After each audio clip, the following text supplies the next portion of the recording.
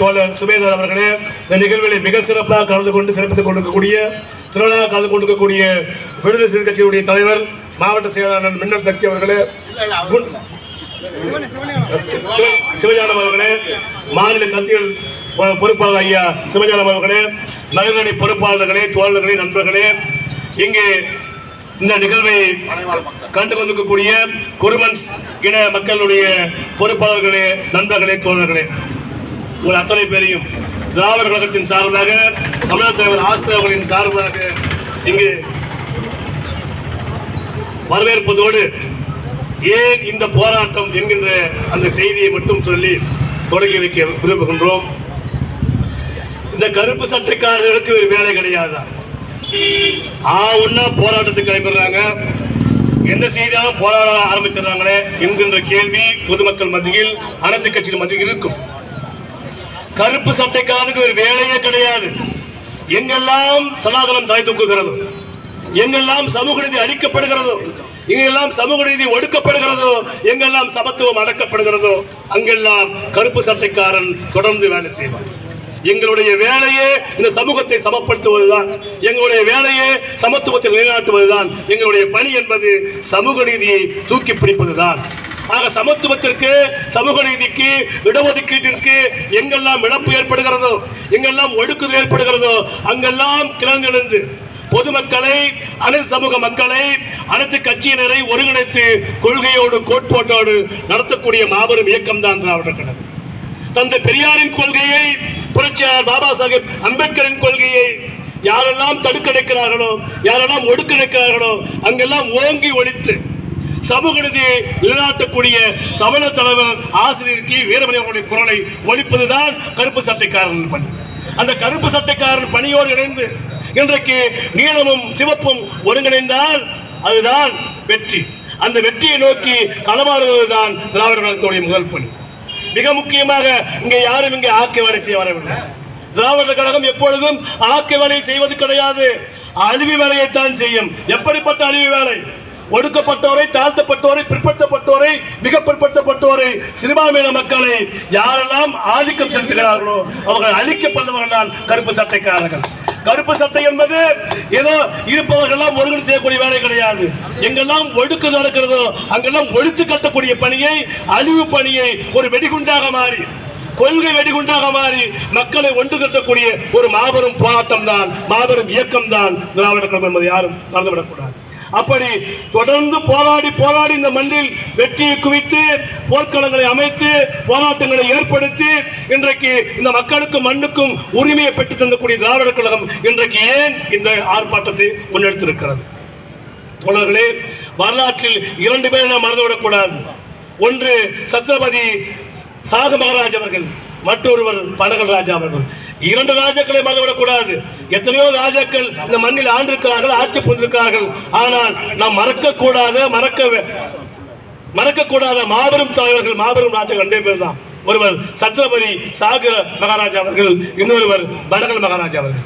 ஏன் 2 பேரை மட்டும் நம்ம போற்றணும், உயர்த்தி பிடிக்க வேண்டும், ஏன் அவருடைய பெயர்களை மறக்கக்கூடாதுன்னு சொன்னா, இந்திய நாட்டில் ஒடுக்கப்பட்ட மக்களுக்கு, பிற்படுத்தப்பட்ட மக்களுக்கு, இப்படி சொன்னா புரியல பல பேருக்கு, பிசிக்கு, எம்பிசிக்கு, எஸ்சிக்கு, எஸ்டிக்கு இடஒதுக்கீடு வேண்டும், வேலை வாய்ப்பிலே, கல்வியிலே இடஒதுக்கீடு வேண்டும் என்கின்ற அந்த கோரிக்கையை தமிழ்நாட்டுக்கு முன்பாக சத்ரபதி சாகு மகாராஜ் அவர்கள் முன்வைத்தார்.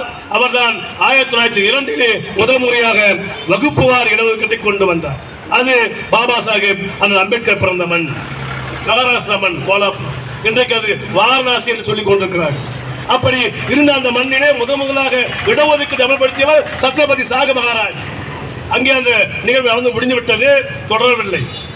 1921 தந்தை பெரியார்களுடைய மிகப்பெரிய போராட்டத்தின் காரணமாக, அவருடைய தாக்கத்தின் காரணமாகத்தான் தமிழ்நாட்டிலே நீதி கட்சி ஆட்சியிலே பனகல் மகாராஜா அவர்கள் இடஒதுக்கீட்டை கொண்டு வருகிறார்.